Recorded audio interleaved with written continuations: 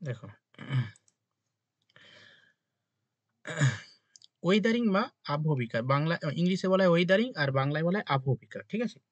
তো আবহবিকার এই মানে এই পার্টটা কিভাবে এলো? অ্যাকচুয়ালি এইগুলো সবই জিওমরফিক প্রসেস। জিওমরফিক, দেখো এখানে লেখা আছে জিওমরফিক প্রসেস মানে কি? আহ, ভৌগোলিক বিভিন্ন ধরনের প্রক্রিয়া, ঠিক আছে? ভৌগোলিক যে বিভিন্ন প্রক্রিয়াগুলো আছে, সেই ভৌগোলিক প্রক্রিয়াকে দুটো ভাগে ভাগ করা যায় জেনারেলি। একটা কি এন্ডোজেনেটিক ফোর্স, আর একটা কি এক্সোজেনেটিক ফোর্স। এই এন্ডোজেনেটিক ফোর্স কোনগুলো? স্পেশালি যে সমস্ত মানে শক্তি, অন্তর্জাত শক্তি, মানে এটার বাংলা এন্ডোজেনেটিক ফোর্স মানে এটাকে বলা হয়, বাংলায় বলা হয় অন্তর্জাত প্রক্রিয়া। এই অন্তর্জাত প্রক্রিয়া কোনগুলো? মানে ভূ অভ্যন্তরে, মানে পৃথিবীর পৃষ্ঠের নিচে আর কি, ভূ অভ্যন্তরে স্পেশালি ওই যে ভূত্বক, এই শিয়াল সীমা, গুরুমণ্ডল, অ্যাস্থনোস্ফিয়ার, এই সমস্ত ব্যাপার।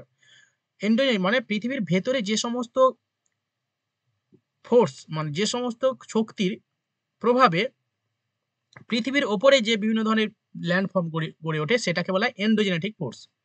এই এন্ডোজেনেটিক ফোর্স বা অন্তর্জাত প্রক্রিয়া স্পেশালি আমরা জানি দুটো টাইপ হয়, মানে মানে এটা আবার ডায়াস্ট্রোপিজম হয়, আবার সাডেন মুভমেন্ট হয়। মানে কি, এই এন্ডোজেনেটিক ফোর্স অর্থাৎ অন্তর্জাত প্রক্রিয়া আবার দুই প্রকার হয়। একটা কি ডায়াস্ট্রোপিজম মানে কি, আর একটা হচ্ছে সাডেন মুভমেন্ট। সাডেন মুভমেন্ট মানে হঠাৎ আলোড়ন তৈরি হয়ে যায়, যেমন কি আর্থকোয়েক হয়, মানে ভূমিকম্প হয়, আর অগ্নুৎপাত হয়, ভলকানিজম হয়। অর্থাৎ এই হঠাৎ করে কখনো কখনো আমাদের পৃথিবীর ওপরে কখনো কখনো অগ্নুৎপাত হচ্ছে, আবার কখনো কখনো ভূমিকম্প হচ্ছে। এগুলো আগে আমরা জানতে পারি না যে কখন আর্থকোয়েক হবে আর কখন মানে ভলকানিজম হবে, মানে ভূমিকম্প আর কখন অগ্নুৎপাত হবে, সেটা আমরা বুঝতে পারি না। সেইখানে হঠাৎ করে আসে বলে এটা সাডেন মুভমেন্ট হয়ে যাচ্ছে, মানে হঠাৎ একটা আলোড়ন। আরেকটা আছে ডায়াস্ট্রোফিজিম। ডায়াস্ট্রোফিজিম মানে হচ্ছে ভূ বিপর্যয়, যেটাকে বলা হয়। এই ভূ বিপর্যয় কিরকম? মানে এই ভূ বিপর্যয় স্পেশালি আমাদের পৃথিবীর আহ, ওপরে যে সমস্ত বিভিন্ন ধরনের ভূমিরূপ দেখতে পাই বা তৈরি হয়েছে, সেগুলো বহু দিন আগে বিভিন্ন বহু বছর ধরে আস্তে আস্তে আস্তে আস্তে আস্তে আস্তে সেই প্রসেসগুলো তৈরি হয়েছে। ডাস্ট এপিসিড মিনস হচ্ছে হঠাৎ ভূ বিপর্যয়, মানে একটা ব্যাপক ধরনের ভূ বিপর্যয় পৃথিবীর আলোড়নের ফলে সেটা হয়ে থাকে। মানে কোনো ছোটখাটো অঞ্চলে আর্থকোয়েক হলো বা অগ্নুৎপাত হলো তা কিন্তু নয়, এটা ব্যাপক। এটা যখন হয় তখন ব্যাপক অঞ্চল জুড়ে বা ব্যাপক বিশাল আয়তন জুড়ে এই প্রক্রিয়াটা ঘটতে থাকে। এই ডাস্টিভিজম হচ্ছে, দেখো একটা হচ্ছে এপিরোজেনিক মুভমেন্ট আর একটা হচ্ছে অরোজেনিক মুভমেন্ট। অর্থাৎ এই ডাস্টিভিজম মুভমেন্ট হচ্ছে দুই ধরনের হয়ে থাকে। একটা এপিরোজেনিক মুভমেন্ট মানে যেটা মহীভাবক আলোড়ন, বাংলায় বলা হয় মহীভাবক আলোড়ন। আর একটা অরোজেনিক মুভমেন্ট, অরোজেনিক মুভমেন্ট মানে কি, আরেকটা হচ্ছে কি পর্বত সৃষ্টির প্রক্রিয়া। তাহলে এই ডাস্টিভিজম মানে ভূ বিপর্যয় দুই প্রকার, একটা কি মহাদেশ সৃষ্টির প্রক্রিয়া যেটাকে বলে এপিরিজনিক মুভমেন্ট, আরেকটা হচ্ছে অরোজেনিক প্রসেস মানে যেটাকে বলা হয় কি পর্বত সৃষ্টির প্রক্রিয়া। ঠিক আছে? এই পর্বত সৃষ্টি আবার বিভিন্ন ভাবে হয়, টেনশন আর কম্প্রেশন, মানে একটা টানের ফলে হয়, আর একটা হচ্ছে কম্প্রেশন মানে সংনমনের ফলে হয়। ঠিক আছে? যেমন হিমালয় পর্বত, আন্দ্রিজ, রকি পর্বত ইত্যাদি ইত্যাদি। আরেকটা এই পার্টটা দেখো, এপিরিজনিক মুভমেন্ট। এপিরিজনিক মুভমেন্টের এক্সাম্পল কি? মানে কি এর ফলে কি হয়, কখনো কখনো মহাদেশ তৈরি হয়, আবার কখনো কখনো মহাসাগর তৈরি হয়, বা কোনো অবনমিত ভূমিভাগ তৈরি হয়। একটা মানে এই আলোড়নের ফলে, অর্থাৎ এই মহীভাবক এপিরিজনিক মুভমেন্টের কারণে, যেটাকে বলা হয় মহাদেশ তৈরি, এই মহাদেশ তৈরির মানে মহাদেশ সৃষ্টির প্রক্রিয়া বলা হয় এপিরিজনিক মুভমেন্ট। এর ফলে কি হয়, সাধারণত কোনো ভূমিভাগের উপরে উঠে যায়, আবার কখনো কখনো ভূমিভাগ নিচে নেমে যায়। তো একটা স্বাভাবিকভাবে কোনো ভূমিভাগ উপরে উঠে গেলে সেটা মহাদেশ তো হয়ে গেল, আর একটা নিচে যেটা নিচে নেমে গেল সেটা অবনমিত অঞ্চল বা মহাসাগর বা সাগর হয়ে যেতে পারে ইতিসি। ঠিক আছে? দেখো এখানে দেখো, আপওয়ার্ড অ্যান্ড ডাউনওয়ার্ড মানে একটা উপরে উঠছে আর একটা নিচে নামছে। এই এন্ডোজেনেটিক ফোর্স যেগুলো বললাম, এগুলো সবাই বুঝতে পেরেছো? এই পার্টটা বুঝতে পেরেছো সবাই, প্রত্যেকে? কোনো কোশ্চেন আছে? হ্যাঁ স্যার। না স্যার, সবগুলো কি প্লেটের জন্যই হচ্ছে, বিভিন্ন যে প্লেট আছে ওই জন্য? এই এন্ডোজেনেটিক ফোর্সের বেশিরভাগ হচ্ছে এই প্লেটের জন্যই হয়। মানে অ্যাকচুয়ালি এই অন্তর্জাত প্রক্রিয়াগুলো কিভাবে হয় বা কিভাবে ঘটে, এর কারণ অনেক, মানে অনেক দিন ধরে গবেষণা করতে করতে করতে করতে মানে মানুষে মানে এখনো পর্যন্ত যদিও তার মানে কারণ ব্যাখ্যা করতে পেরেছে, কিন্তু আগে বিভিন্ন ধরনের থিওরি ছিল। তো অনেক থিওরি ছিল, কিন্তু 1960-এর দশকে, 1960-এর দশক নাগাদ আর কি, ভারতবর্ষের মানে ভারতবর্ষ না, সারা পৃথিবী জুড়ে কিভাবে অগ্নুৎপাত হয়, কিভাবে ভূমিকম্প হয়, বা কিভাবে পর্বত সৃষ্টি হলো, তার একটা আধুনিক মানে থিওরি উপস্থাপিত হয়, যেটাকে প্লেট টেকটনিক থিওরি বলে, যেটা 1960-এর দশকে ওই পিচো, উইলসন ইত্যাদি লোকেরা এইগুলো ইভলিউশন করেন। তার আগে কিভাবে পর্বত সৃষ্টি হতো, মানে তখন বলতো যে একটা মহীখাত ছিল, মহীখাতের দুপাশ থেকে পলি এসে উত্থিত হয়ে পর্বত তৈরি হয়ে গেল। কিন্তু আধুনিক মতবাদ অনুযায়ী প্রত্যেকটার কারণ হচ্ছে প্লেট টেকটনিকের কারণেই এটা হয়ে থাকে, যেমন ভলকানিজম, আর্থকোয়েক, এই ডাস্ট্রপিজম, এই সব কিছু আর কি আর্থকোয়েক মানে প্লেট টেকটনিক মুভমেন্টের জন্যই দায়ী।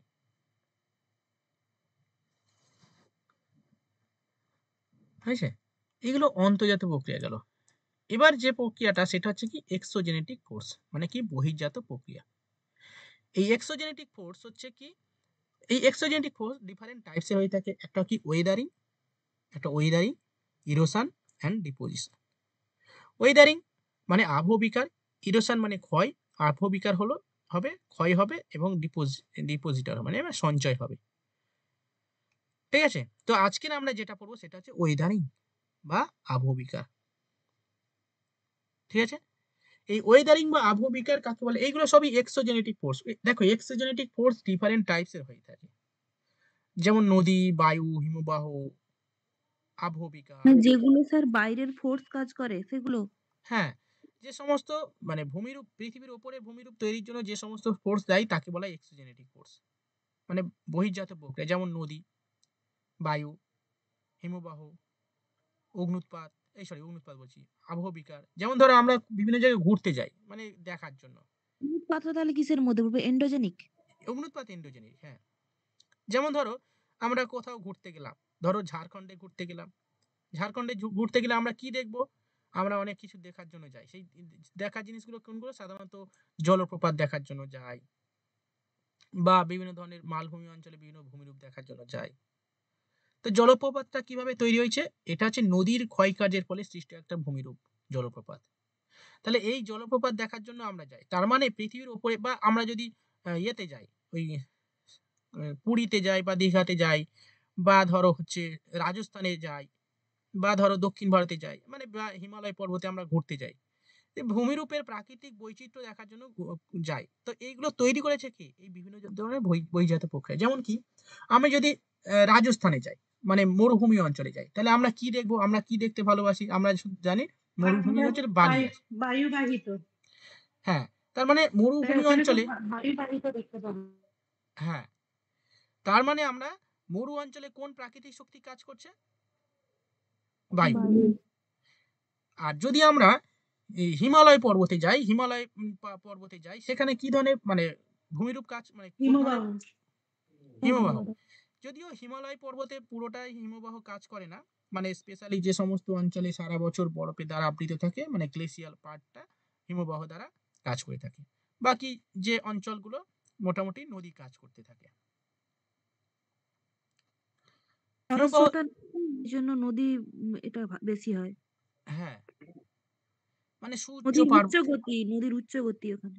হ্যাঁ, নদীর উচ্চ গতিতে মানে নদী কাজ করতে থাকে। কিন্তু ওই হিমবাহটা কোথায় হয়, সাধারণত মেরু অঞ্চলে করে, আর একটা মানে উচ্চ পার্বত্য অঞ্চলের একদম মানে টপ পয়েন্টে, যেখানে সারা বছর হিমবাহ থাকে, সেইখানে হচ্ছে হিমবাহ কাজ করে থাকে।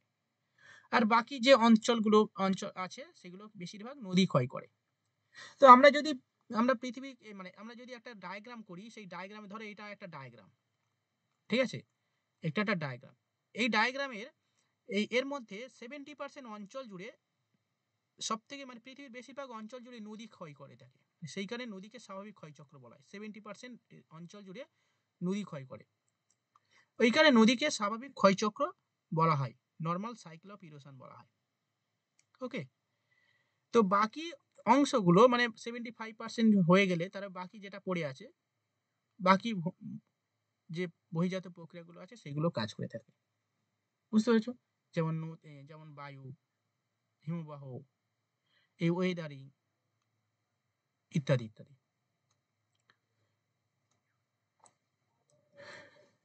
ঠিক আছে, এবার আমরা পড়বো ওয়েদারিং বা আবহবিকার কাকে বলে। আবহবিকার মানে এটা আমরা বুঝতেই পারছি, আবহাওয়ার বিভিন্ন উপাদান, মানে আবহাওয়ার যখন বিভিন্ন উপাদান, নদী, বায়ু, হিমবাহ ইত্যাদি যখন মানে সরি, আবহাওয়ার বিভিন্ন উপাদান, ঠিক আছে? মানে কি উষ্ণতা, নদী বায়ু না, উষ্ণতা, আর্দ্রতা, বায়ু প্রবাহ, বৃষ্টিপাত ইত্যাদি দ্বারা যখন শিলা কি হয়, টুকরো টুকরো হয়ে যায়। দেখো এই যে শিলা দেখতে পাচ্ছ, এই যে শিলা, আচ্ছা এটা না, শিলা টিলা রেখেছি তো নাকি?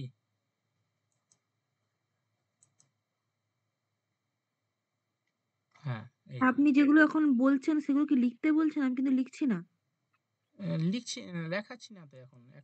এখন একটু পর মানে একটু শোনো, লিখতে হবে না, একটু ঠিক শোনো। আছে। আচ্ছা, এটা একটা আবহবিকারের আবহবিকারের ফলে সৃষ্ট একটা ভূমিরূপ, ঠিক আছে? তো আবহবিকার কি?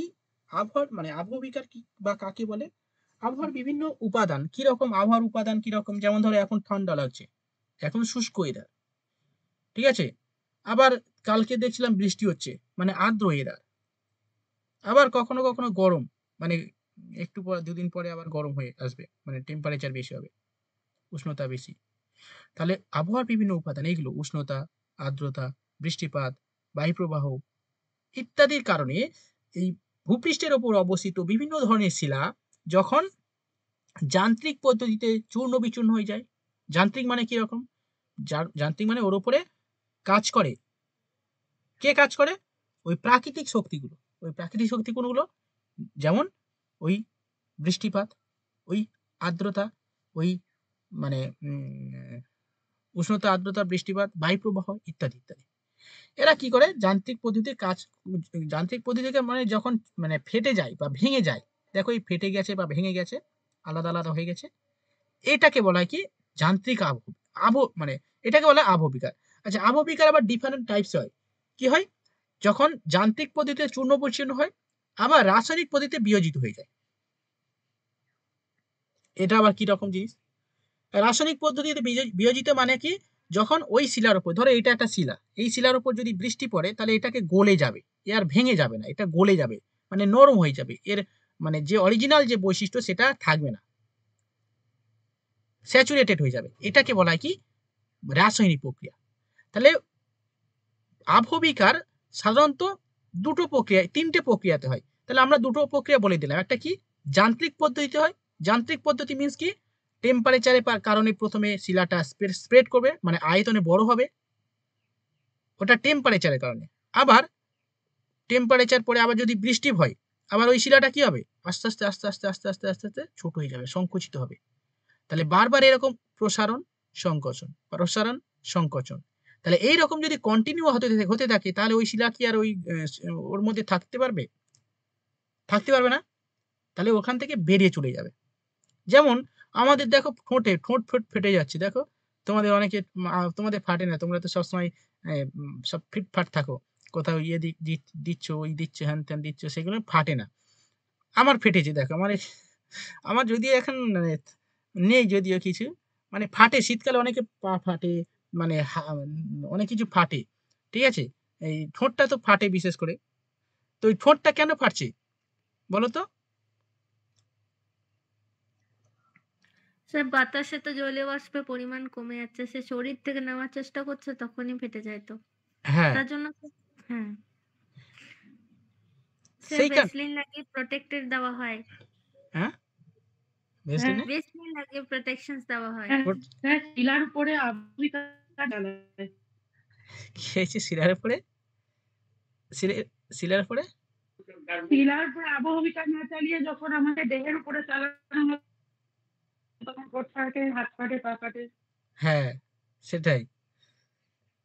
তো এরকম মানে আমাদের শরীরেরও এই মানে আমাদের ওয়েদার আমাদের প্রভাব মানে ওয়েদারিং ঘটাচ্ছে, কিন্তু ওয়েদারিং ঘটাচ্ছে। কখনো শীতকালে যেমন আমাদের চামড়া, মানে আমরা যখন হঠাৎ করে আমরা এখানে আছি, হঠাৎ করে তুমি ধরো ঘুরতে গেলে, এই যেমন ধরো অনিন্দিতা কাশ্মীরে ঘুরতে গেছে, এবার কিন্তু ও শরীরে চেঞ্জ হয়ে যাবে।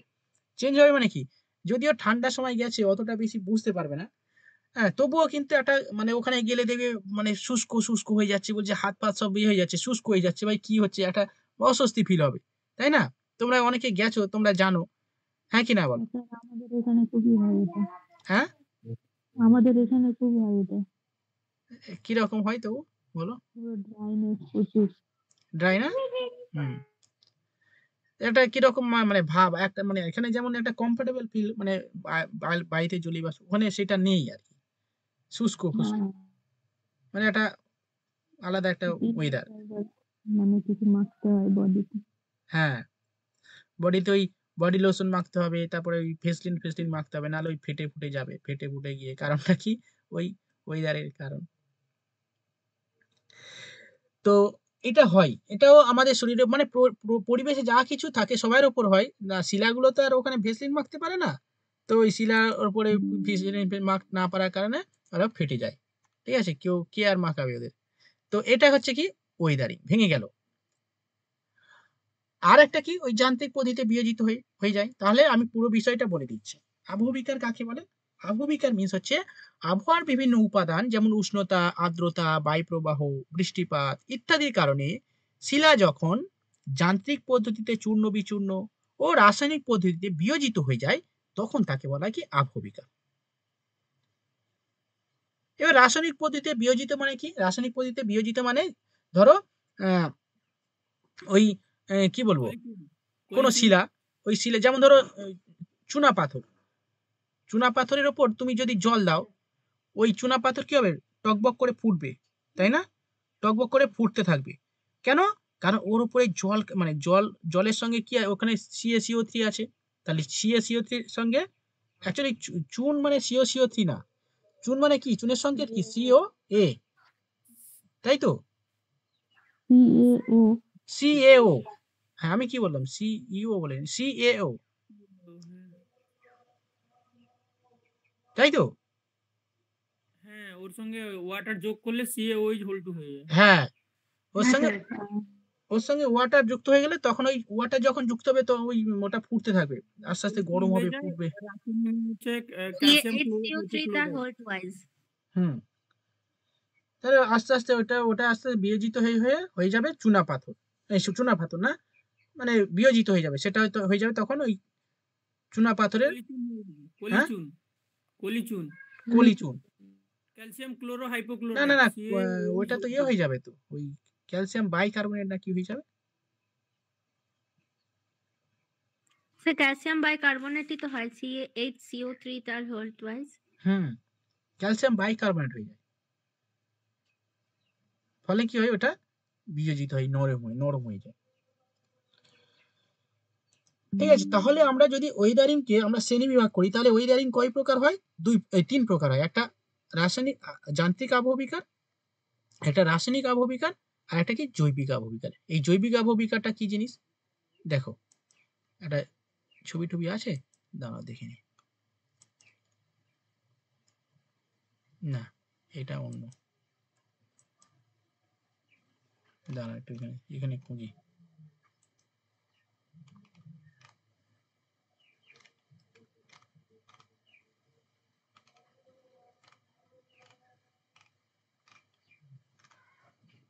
এ, কোথায় গো, সে কি দেখাবেন? একটা জৈবিক আবহবিকার দেখাবো।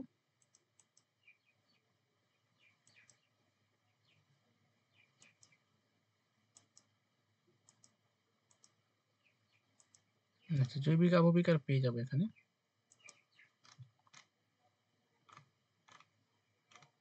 আচ্ছা এটাই দেখি,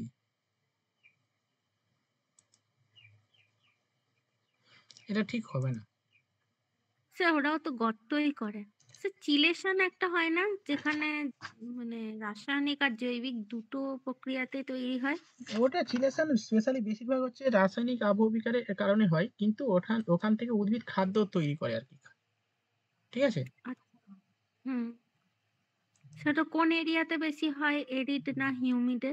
ওটা মানে স্পেশালি ইয়ে স্পেশালি ওই যে চুনা পাথর যুক্ত, চুনা পাথর না, ওই চার্ন যে মৃত্তিকা যুক্ত অঞ্চলে এই প্রক্রিয়া বেশি কাজ করে, চার্ন যে মৃত্তিকা যুক্ত অঞ্চলে। আচ্ছা স্যার। আচ্ছা এটাই দেখি, এটাই দেখায় আর পাচ্ছি না। সে আমাদের ইন্ডিয়াতে তো চার্নোজেম নেই। এটা চার্ন তো যে আছে, অল্প আছে বুঝলে, এই তো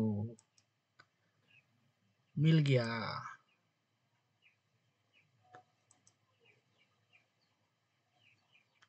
ও হেভি হেভি, দেখো এই একটা ইঁদুর, এটা হেভি।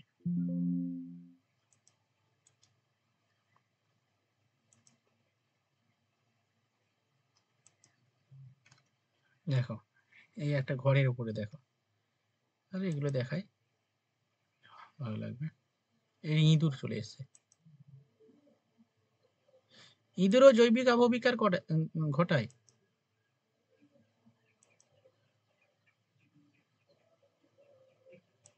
তাহলে জৈবিক আবহবিকার কাকে বলে? দেখো এটা জানা,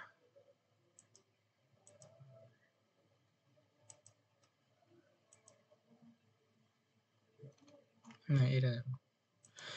দেখো আমরা দেখতে পাচ্ছি শিলার মধ্যে যখন উদ্ভিদের শিকড়, মানে কোনো গাছ, মানে অ্যাকচুয়ালি উদ্ভিদ বা প্রাণী হতে পারে, যখন উদ্ভিদ বা প্রাণী দ্বারা শিলার আবহবিকার ঘটায় তাকে বলা হয় জৈবিক আবহবিকার। কিরকম? এই গাছের শিকড়, পাহাড়ি অঞ্চলে গেলে তোমরা সবাই ঘুরতে যাও, সবাই জানো পাহাড়ি অঞ্চলে ওই অত বড় বড় শক্ত শক্ত শিলার ভেতরে বড় বড় গাছ, মানে গাছ রয়েছে, তার মানে কি ওই শিলার ফাটলের ভেতরে ওই গাছটা, গাছের শিকড় প্রথমে ছোট থাকে, আস্তে আস্তে যখন বড় হবে ও কি করবে, শিলার উপরে চাপ দিতে থাকবে, তাহলে শিলার উপরে যত চাপ দেবে শিলাটা ভেঙে যাবে। এই দেখো ফেটে গেল, ক্র্যাক হয়ে গেল, এইটাকে বলা হয় কি জৈবিক আবহবিকার। মানে এটা গাছের দ্বারা হলো জৈবিক আবহবিকার। তো আমরা এখানে অনেক অনেক আমরা ছবি দেখছি। এই একটা দেখো ইঁদুরের দ্বারা জৈবিক আবহবিকার, যদিও ইঁদুর ফিঁদুর করে না, অল্প করে, হ্যাঁ করে করে, ইঁদুর ভালোই করে। আর আমার কাঠ, ঘরের ভেতরে কাঠটা কেটে দিয়েছে, বইয়ের ভেতরে যে মানে বই থাকে যে কাঠ, বই কাঠ কেটে বই কেটেছে। এবার এরা সব কাটতে পারে, ইঁদুর। এটা তো তারপর কাঠবিড়ালি স্যার, ইঁদুর কোথায়? এটা কি? কাঠবিড়ালি। কাঠবিড়ালি। তা ইঁদুর আপনি ও বলছেন কেন? হ্যাঁ হ্যাঁ হ্যাঁ, কাঠ বিড়ালি, আমি বললাম বিড়ালি, কাঠ বিড়ালি এটা। এটা দেখো কি সুন্দর, দেখো গাছ, পুরানো দিনের ঘরের মধ্যে গাছ উঠে গেছে। এটা হচ্ছে কি বলতো, এটা হানিকাম।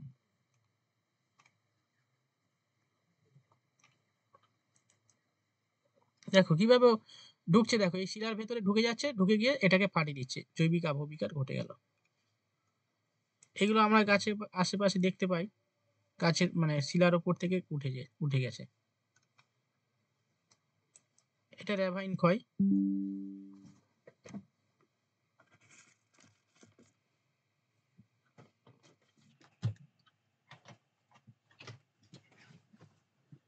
ঠিক আছে, তাহলে আমরা কি দেখলাম যে জৈবিক আবহবিকার কি বললাম, যে জৈবিক আবহবিকার মানে আবহাওয়ার বিভিন্ন উপাদান দ্বারা যখন, কি বললাম, না না, আবহাওয়ার স্পেশালি জৈবিক বলতে উদ্ভিদ এবং প্রাণী দ্বারা যখন আবহবিকার ঘটে তখন তাকে বলা হয় জৈবিক আবহবিকার। ওকে, এই জৈবিক আবহবিকার মানে বিভিন্ন প্রাণী যেমন ইঁদুর, তারপরে কেঁচো, যেমন ধরো শিয়াল, আর কি বলো, মেরু ভাল্লুক, মাটি খোঁড়ে কারা, ইঁদুর, এই সমস্ত এরা হচ্ছে কি করে, প্রাণীরা কি করে মাটিতে আলগা করে দেয়, ফলে কি হয় ওটা আস্তে আস্তে ভেঙে যায়। এইভাবে কি হয়, আবহবিকার ঘটায়। আর আবহবিকার একটা স্থির প্রক্রিয়া, কেন কি ওখানে আবহবিকার ঘটে, ওখানে ওই স্থির জায়গায় ওই স্থানে পড়ে থাকে। এটা দেখো, এবারে এই যে আবহবিকার হলো, ফেটে ফেটে গেল, ভেঙে গেল, এখানে এর ওর উপরেই পড়ে থাকলো, এরপরে পরবর্তীকালে বৃষ্টি হবে, ওখান থেকে ছেড়ে চলে যাবে।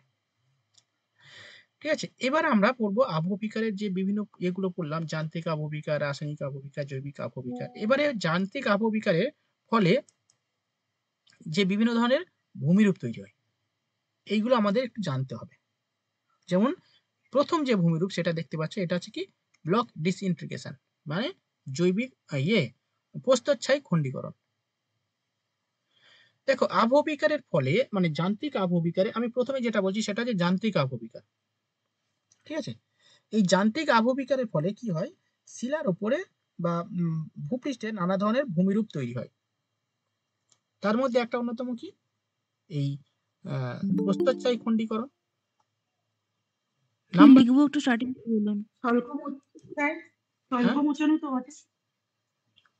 লিখবো। হ্যাঁ না কি থেকে হ্যাঁ আমি প্রথমে কয়েকটা বলে দিই যে যান্ত্রিক আবহবিকারের ফলে যে সমস্ত ভূমিরূপ তৈরি হয় সেগুলো কি, এই প্রস্তরছাই খণ্ডীকরণ, স্বল্পমোচন, ক্ষুদ্রকণা বিসরণ। এগুলো লিখবে নাকি একটু বলে দিই, বলার পরে পরে লিখবে? সব থেকে বেটার হবে। যখন লিখতে হবে তখন বলবেন যে এবার লেখো, আমি তাহলে বুঝতে পারবো। আমি আরেকটু বুঝিয়ে দিই, বুঝিয়ে দেওয়ার পরে দেখাচ্ছি, ঠিক আছে? দেখো এটা যেটা দেখতে পাচ্ছ, এই যে ভূমিরূপটা দেখতে পাচ্ছ সেটা কি, ব্লক ডিসইন্টিগ্রেশন বা প্রস্তরছাই খণ্ডীকরণ। এই প্রস্তরছাই খণ্ডীকরণ কি হয় সাধারণত এই শিলার ওপরে বা এই পাথরের ওপরে, মানে কি হয় দেখো ক্র্যাক আছে, মানে ফাটল আছে, চ্যুতি আছে, এই চ্যুতি বা ফাটল বা ক্র্যাক মানে এই সমস্ত অঞ্চল বরাবর কি বললাম, শিলা একটা তাপের কুপরিবাহী বস্তু, মানে সুপরিবাহী না, মানে তুমি এখানে তাপ দেবে আর এইদিকে যে তোমার চলে আসবে তা কিন্তু নয়। শিলা তাপের কুপরিবাহী মানে কি, ও তাপ নেবে আবার ছেড়ে দেবে, ও কিন্তু এক জায়গা থেকে অন্য জায়গায় যেতে পারে না। সেই কারণে কি হয়, দিনের বেলা কি হয়, মরু অঞ্চলে স্পেশালি বা টেম্পারেচার যেখানে বেশি হয় সেখানে এই যান্ত্রিক আবহবিকারটা হতে থাকে। এরকম নয় যে আমাদের এখানে আর্দ্র অঞ্চলে যান্ত্রিক আবহবিকার বেশি হবে, তা কিন্তু নয়। তাহলে যান্ত্রিক আবহবিকার সব থেকে বেশি হয় কখন, স্পেশালি মরু অঞ্চলে, আর হচ্ছে ওই ওই ইয়ে অঞ্চলে আর কি, ওই যেখানে ওই বরফ কাজ করতে থাকে, ঠিক আছে, সেই সমস্ত অঞ্চলে। এখানে কি হয়, দিনের বেলা প্রচুর টেম্পারেচারে শিলাটা স্প্রেড করে, আবার রাতে কি হয় সংকুচিত হয়। তো এই কারণে বারবার সংকোচন প্রসারণের কারণে কি হয়, শিলা আস্তে আস্তে খুলে যায়, এটাকে বলা হয় মানে এর ফলে যখন এই পাথরের মতো মানে প্রস্তর ছাই খণ্ডীকরণ মানে কি, প্রস্তর মানে পাথর, ছাই মানে কি আর একটা ছাই, প্রস্তর ছাই বা খণ্ডীকরণ মানে ভেঙে যাওয়া, এই ফাটল বা ক্র্যাক বরাবর এই ভেঙে যাচ্ছে, ভেঙে গিয়ে নিচে পড়ে যাচ্ছে, এটাকে বলা হয় প্রস্তর ছাই খণ্ডীকরণ। আরেকটা আছে সেটা ক্ষুদ্রকণা বিসরণ। ক্ষুদ্রকণা বিসরণটা কিরকম, ক্ষুদ্রকণা বিসরণ এখানে ছবি দেখতে পাবে না, ক্ষুদ্রকণা বিসরণটা একটু বলি দেখো। ক্ষুদ্রকণা বিসরণ মানে যখন শিলা বিভিন্ন ধরনের খনিজ নিয়ে গঠিত হয়। কিরকম, বিভিন্ন রকমের খনিজ বলতে এক একটা শিলা একই ধরনের খনিজ উপাদান নিয়ে গঠিত, কিছু কিছু শিলা, ঠিক আছে। এবারে আমরা ব্যাসল্ট বা গ্রানাইট এই সমস্ত শিলাতে বিভিন্ন ধরনের খনিজ থাকে, যেমন অলিভিন, পাইরক্সিন, হর্নবেল্ট, হ্যাঁ, তারপর ফেলসপার, কোয়ার্চ ইত্যাদি বিভিন্ন ধরনের খনিজ পদার্থ নিয়ে একটা শিলা গঠিত হয়। যেমন কিছু কিছু শিলা আছে সমসত্ব প্রকৃতির, মানে একই রকমের প্রকৃতি রয়েছে, সেগুলো সমসত্ব শিলা বলা হয়। আরেকটা অসমসত্ব শিলা হয়। অসমসত্ব শিলা মিন্স কি, যে সমস্ত শিলাতে ডিফারেন্ট টাইপসের মিনারেলস রয়েছে, মানে খনিজ পদার্থ রয়েছে, যেমন গ্রানাইট, ঠিক আছে, ব্যাসল্ট ইত্যাদি ইত্যাদি। এই সমস্ত শিলা, অর্থাৎ যে সমস্ত শিলা ডিফারেন্ট টাইপসের খনিজ পদার্থ নিয়ে রয়েছে, তারা কি হয়, তাদের মধ্যে সংকোচন প্রসারণ ক্ষমতা কি হবে, ডিফারেন্স হবে, মানে কি তাদের বৈশিষ্ট্য তো প্রত্যেকের আলাদা আলাদা। ফলে কি হয়, এই বিষমসত্ব শিলাতে যখন টেম্পারেচার হয়, মানে দিনের বেলা কি হয়, যখন তাপ দিল, তাহলে এই শিলার মধ্যে অনেক খনিজ আছে, তাহলে বিভিন্ন খনিজ বিভিন্ন ভাবে তার প্রসারণ করার ক্ষমতা, কেউ দ্রুত প্রসারণ হচ্ছে, আবার কেউ আস্তে আস্তে প্রসারণ হচ্ছে, আবার কেউ হালকা আস্তে মানে মধ্যম ভাবে প্রসারণ হচ্ছে।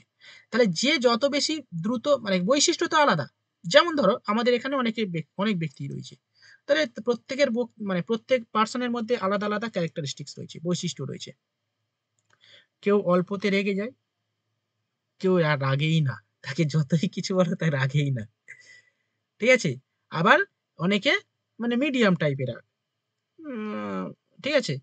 আবার মানে অনেকে ধরো, তাহলে আমি কথা এমন কিছু কথা বললাম, হুট করে কেউ রেগে গেল, রেগে গিয়ে মাথা খারাপ হয়ে গেল, মাথা গরম হয়ে গিয়ে আমাকে কিছু বলে দিল, না হয় সে ছেড়ে চলে গেল, মানে আমি ক্লাস করবো না, ভাল লাগে না, ঠিক আছে। যেমন মাঝে মাঝে আগেই হতো, মাঝে মাঝে ঝগড়া হতো এই ক্লাসে, মনে আছে মৌমিতা, কোয়েলি, মাঝে ঝগড়া হতো, মানে ঝগড়া বিভিন্ন কারণে হয়। মানে সবাইকার রিয়াক্ট করার পদ্ধতিটা প্রত্যেকের আলাদা আলাদা। হ্যাঁ, রিয়াক্ট করার পদ্ধতি আলাদা, তাই ঝগড়া হয়ে কিছু কিছু ব্যক্তি আছে মানে চলে যেত আর কি, মানে কন্ট্রোভার্সি মাঝে মাঝে হয় না, আমাদের এখানে কন্ট্রোভার্সি হয় সেই যখন ওই সবাইকে করতে দিই আর কি, সেই সময় কন্ট্রোভার্সি হয়, তখন অনেকে রেগে গিয়ে ধুস, বলো তো এমন একটা এক্সাম্পল দাও তো যে এরকম কথা বলতে বলতে ঝগড়া করে ছেড়ে ছেড়ে চলে যায়, এমন একটা এক্সাম্পল আছে?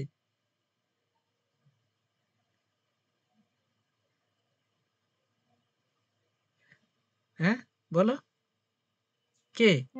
আমরা জয়েন করার পর তো এরকম দেখিনি কাউকে, দেখনি দেখনি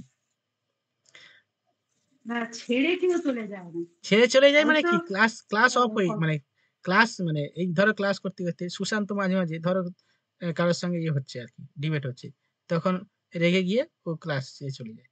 ঠিক আছে, মাঝে এরকম হয়, মানে নিতে পারে না। হ্যাঁ হ্যাঁ হ্যাঁ হ্যাঁ, সুশান্ত চলে যায়, এটা ঠিক কথা, এটা ঠিক কথা। তো এটা কি মানে বিষমসত্ব শিলা, ডিফারেন্ট টাইপস এর মানে শিলা থাকার কারণে ঠিক সেরকম, মানে এটা এক্সাম্পল দিলাম আর কি। তো এই টেম্পারেচার হওয়ার কারণে কখনো কখনো এখান থেকে ফুট করে এই শিলাটা বেরিয়ে চলে গেল, যখন বেরিয়ে চলে গেল মানে হঠাৎ করে তো আর কেউ চলে যেতে পারে না। এই যে এখান থেকে ধরো এই গোল অংশটুকু আছে, এটা দেখাই যায়, এই এই অংশটা, এই এখান থেকে এই যে আলাদা আলাদা অংশ, গোল গোল অংশ এখান থেকে বেরিয়ে চলে গেল, আর যখন বেরিয়ে যায় তখন প্রচন্ড শব্দ করে বেরিয়ে যায়।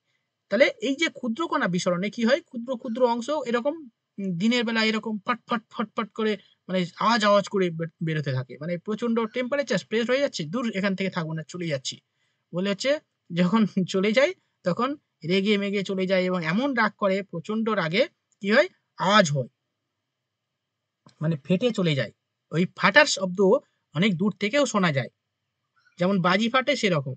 এই ধরনের আবহবিকারকে বলা হয় কি, ক্ষুদ্রকণা বিসরণ। বন্দুকের গুলির মতো আওয়াজ করতে করতে এরা আস্তে আস্তে এই মূল শিলা থেকে বেরিয়ে চলে যায় এবং মূল শিলা থেকে বেরিয়ে এই নিচে পড়ে পড়ে থাকে, এটাকে বলে ক্ষুদ্রকণা বিসরণ। বুঝতে পেরেছো? হ্যালো, হ্যাঁ স্যার। ওকে। প্রস্থচ্ছায় খন্ডীকরণ, ক্ষুদ্রকণা বিসরণ হলো, আর কি আরেকটা বলো, স্বল্পমোচন। স্বল্পমোচন, স্বল্পমোচন। এই স্বল্প, পেঁয়াজের খোলার মতো খুলে দিল। হ্যাঁ পেঁয়াজের খোলার মতো, দেখি এখানে পেঁয়াজ টিয়াজ আছে এখানে, পেঁয়াজের খোলার মতো খসে যায় সাধারণত। এক্সফলিয়েশন। এক্সফোলিয়েশন, হ্যাঁ এই তো, এটা গৌড় হয়ে গেল, হ্যাঁ, এটা মাশরুম রক্স এটা। এটা গৌড় হয়ে গেল, যাই হোক এক্সফোলিয়েশন। আচ্ছা, এইখানে ধরো এই একটা শিলা, এই শিলার মধ্যে কি হয়, যখন মানে পাতলা পেঁয়াজের মতো যখন উপর থেকে খসে চলে যায়, মানে কি এক একটা মানে সমসত্ব শিলাতে এই ধরনের অববিকার বেশি হয়। সমসত্ব শিলা মানে উপরের স্তরটা একই রকমের স্তর, তো একই রকমের স্তর হওয়ার কারণে যখন প্রসারণ হয় তো সবাই একসঙ্গে প্রসারিত হবে, আবার যখন সংকোচন হয় সবাই একসঙ্গে সংকোচন হবে, তাহলে এইরকম সংকোচন প্রসারণ সংকোচন প্রসারণের কারণে উপর থেকে পেঁয়াজের খোসার মতো বাইরে বেরিয়ে গেলে তখন থাকে বলা হয় এক্সফোলিয়েশন বা ওই স্বল্পমোচন। এবং স্বল্পমোচন যখন হবে তখন উপরের খোসাটা বাইরে বেরিয়ে গেলে কি হবে, নতুন খোসা মানে ভেতরের অংশটা বেরিয়ে আসবে, পরিষ্কার অংশ বেরিয়ে আসবে, ঠিক আছে, এটাকে বলা হয় কি স্বল্পমোচন। মানে স্বল্প মানে কি, গায়ের ছাল, সেই স্বল্প মোচন করে দিল মানে বের করে দিল, এই স্বল্প মোচন। ওই পেঁয়াজের খোসার মতো হয় বলে একে ওই মানে স্বল্প মোচন বলা হয়। ঠিক আছে, এই হলো, আরো আছে, এগুলো হচ্ছে যান্ত্রিক আবহবিকার কমপ্লিট। এবার আমরা লেখাবো, ঠিক আছে, চলো। স্যার যান্ত্রিক আবহ বিকারের মধ্যে এগুলো পড়লো।